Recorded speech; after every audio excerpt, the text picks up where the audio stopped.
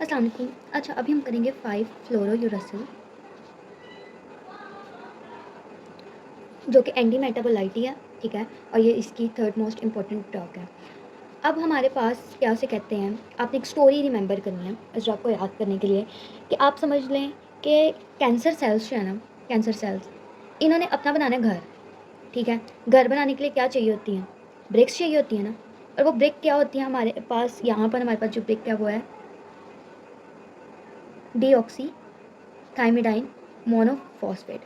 Basically हमें ये चाहिए घर बनाने के लिए। अब 5 फ्लोरोयूरेसिल क्या करता है कि वो जो इनकी सीमेंट मशीन है ना, कि जिसने ये बनाना है, जिस मशीन से ये ईंट निकल कर आनी है, यानी जब हम घर का लेंटर वगैरह डालते हैं तो एक मशीन यूज़ होती है ना, जिसमें से वो बजरी और सीमेंट आ रहा होता है। यानी समझ लो ये जो है ना, मतलब बुनियाद जो है, ये जिसने बनानी है, कौन सी मशीन ने बनानी है, यहाँ पर मशीनरी कौन है? Thymidylate synthetase, dilate synthetase. ये जो एंजाइम है इसने ये बनानी होती है। क्या करते हैं, ये इसको स्टील कर लेते हैं। फ्लोरोयूरासिल क्या करती है, स्टील कर लेती है उसकी मशीनरी को।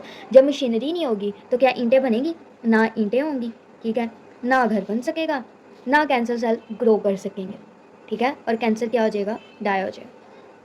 ये थी आपने एक छोटी सी स्टोरी याद रखनी है।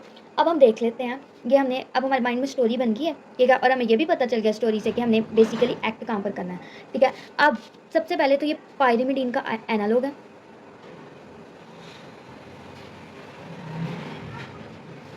पायरिमिडाइन का एनालॉग है ये हमारे पास, ठीक है, जो कि क्या करता है, डीएनए और आरएनए की जो कंस्ट्रक्शन है ना, उसके अंदर उसको ब्रेक करता है। ठीक हो गया। अब सबसे पहले हम इसके देख लेते हैं यूजेस। यूज़ कहाँ पर होती है? ये हमारे पास कोलोरेक्टल कैंसर में यूज़ होती है मेजरली, ब्रेस्ट कैंसर में, पेंक्रियाटिक कैंसर में, और हेड और नेक कैंसर। अब हमारे पास इसका हम मैकेनिज्म ऑफ एक्शन देखते हैं। स्टोरी याद है ना, स्टोरी पे ही मैकेनिज्म ऑफ एक्शन क्या उसे कहते हैं, रिलाई करता है। अब जो हमारे पास 5 फ्लोरोयूरासिल होती है, ये क्या होती है, कन्वर्ट हो जाती है फ्लोरो डी ऑक्सी यूरिडीन मोनोफॉस्फेट। इसको क्या कहते हैं, फ्लोरो डी ऑक्सी यूरिडीन मोनोफॉस्फेट में कन्वर्ट हो जाती है।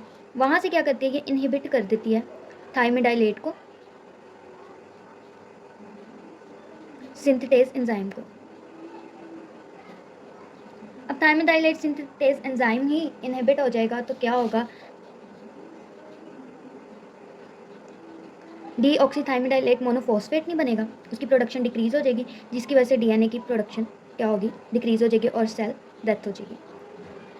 अच्छा, अब ये था एक सिंपल और सीधा सीधा पाथवे, लेकिन हमारी बुक में लिखा बना हुआ है, आप लोगों की फार्माकोलॉजी की बुक में, लिप्टन कॉर्ड में, कि अब ये जो चीज़ है ये आई कैसे है, इसकी फॉर्मेशन क्या होगी। तो अब हम इसको सीरीज ऑफ जो स्टेप्स है ना, मोर डिटेल में उनसे देखेंगे। अच्छा, अब हमारे पास होता क्या है, जो 5 फ्लोरोयूरासिल है ना, ये जब सेल के अंदर एंटर होती है ना, टारगेट सेल पर जाती है, तो इस पर 5 फ्लोरोयूरासिल पर एक एंजाइम एक्ट करता है जिसे हम कहते हैं फोस्फो राइबोसोल राइबोसोल ट्रांसफिरेज। ट्रांसफिरेज क्या करता है, इसको, इसके साथ मिलकर सबसे पहले तो 5 फ्लोरो राइबोसोल बन जाता है, यानी क्या बना है, राइबोसोल ऐड हो गया 5 फ्लोर में। अब ये फर्दर किस में कन्वर्ट हो जाता है, 5 फ्लोरो यूरिडिन मोनोफॉस्फेट में, ठीक है। ये ट्रांसफिरेज ने इसको क्या कर दिया, सिंपल 5 फ्लोरो को यूरिडिन बना दिया, यूरिडिन मोनोफॉस्फेट में बन गया। अब इसके ऊपर फर्दर यूरिडिन काइनेज एक्ट करता है। जब काइनेज एक्ट करेगा तो ये हमारे पास बन जाएगी 5 फ्लोरो यूरिडिन डाइफॉस्फेट। एक तरफ ये बन जाएगी और एक तरफ हमारे पास बन जाएगी 5 फ्लोरो थाइमिडाइन फॉस्फेट। ये आगे आरएनए में चली जाएगी और डीएनए के लिए ये वाली बच जाती है। अब इस पर क्या करता है, राइबो न्यूक्लियोटाइड रिडक्टेज एक्ट करता है, ठीक है।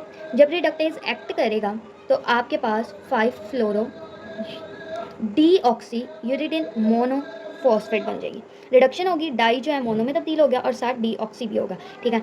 अब ये चीज़ हमें यहाँ पर चाहिए थी, सीरीज ऑफ रिएक्शन होता है कि अब हमारे पास डीऑक्सी यूरिडिन मोनोफॉस्फेट जो है ना, इसने बेसिकली कन्वर्ट होना होता है डीऑक्सीथाइमिडीन मोनोफॉस्फेट। ये हमारा क्या था, अगर आप लोगों को याद हो, ये हमारा बिल्डिंग ब्लॉक था, ये हमारी ब्रिक थी जो हमें चाहिए थी। तो क्या होता है कि डीऑक्सी यूरिडीन मोनोफॉस्फेट ने इसमें तब्दील होना होता है। इसको करता कौन है तब्दील, थाइमिडाइलेट सिंथेटेस।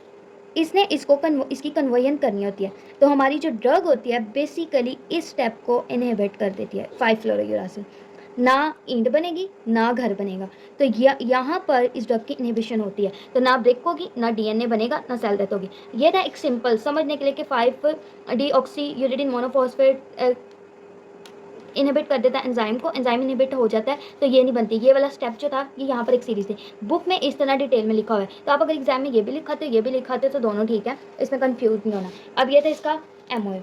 अब इसके हम देख लेते हैं एडीआर्स। एडीआर्स इसके हमने याद रखने हैं, माई जॉइंट हैंड निमोनिक है इसका, जिसमें क्या एम फॉर माइलोसिप्रेशन कॉज करता है, जी फॉर जीआई अपसेट, और H for hand foot syndrome हो जाता है इससे। तो बेसिकली अब इसका हम पूरा ओवरव्यू करें तो ये है कि 5-फ्लोरोयूरेसिल हमारे पास पायरिमिडीन का एनालॉग होती है, यानी डीऑक्सीथाइमिडाइलेट मोनोफॉस्फेट, जो हमारे पास एक ब्रेक है जो कि बिल्डिंग ब्लॉक है डीएनए की, वो चाहिए होता है हमें, ये उसको ब्लॉक कर देती है, यानी ब्रेक नहीं बनने देती। अब इसका यूजेस क्या है, कोलोरेक्टल कैंसर में, ब्रेस्ट कैंसर में, पेंक्रियाटिक कैंसर में, हेड और नेक में। मैकेनिज्म ऑफ एक्शन क्या है कि फ्लोरोयूरेसिल जो है वो डीऑक्सी यूरिडीन मोनोफॉस्फेट से जब डीऑक्सीथाइमिडाइन मोनोफॉस्फेट बननी होती है तो उसके अंदर एक एंजाइम होता है थाइमिडाइलेट, उसको इनहिबिट कर देती है, जिससे डीएनए नहीं बनता, सेल डेथ हो जाती है। सीरीज ऑफ रिएक्शन देखें तो सबसे पहले फ्लोरोयूरेसिल बॉडी में आती है, उस पर एक एंजाइम एक्ट करता है जिसे ट्रांसफेरेज कहते हैं, वो उसे तब्दील कर देता है फ्लोरोयूरेसिल मोनोफॉस्फेट में, जिससे आगे फ्लोरोयूरेसिल डाइफॉस्फेट बन जाती है, फिर एक एंजाइम एक्ट करता है तो फ्लोरो डीऑक्सी यूरिडीन मोनोफॉस्फेट बन जाता है। अब ये डीऑक्सी यूरिडीन मोनोफॉस्फेट से डीऑक्सीथाइमिडाइन मोनोफॉस्फेट बननी होती है थाइमिडाइलेट एंजाइम पे, लेकिन यहाँ पर ये रिएक्शन इनहिबिट हो जाता है। जब रिएक्शन इनहिबिट हो जाएगा ना डीएनए बनेगा और सेल डेथ हो जाएगी।